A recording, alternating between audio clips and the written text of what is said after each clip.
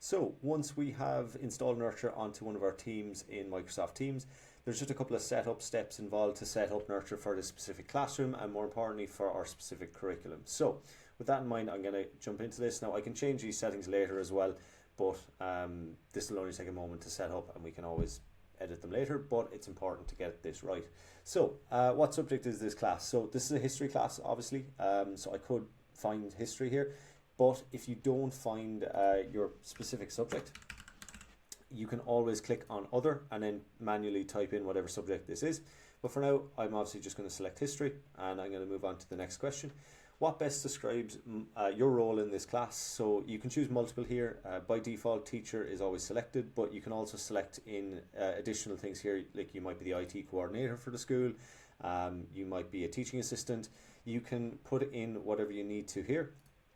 But for now, I'm just going to leave this as teacher. And again, this is just going to help the assistant to create more targeted responses coming from you. I'm going to click next.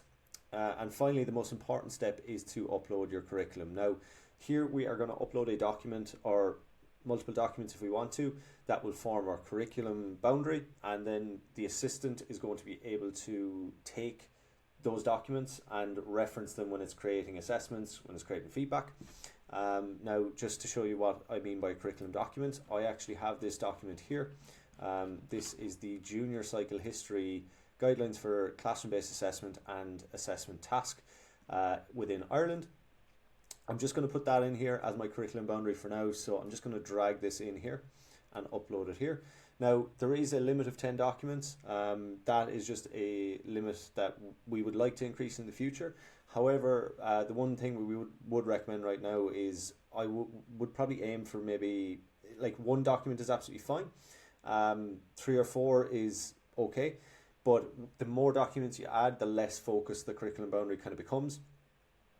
So I would be really kind of specific and targeted in which documents you put in here.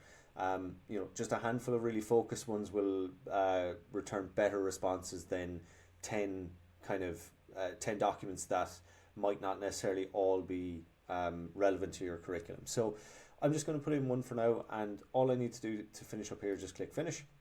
And once I have completed the onboarding, I am brought to the task screen and I can actually start using Nurture. Now, if I want to change any of these settings after, I can always click on the settings icon and click on classroom settings.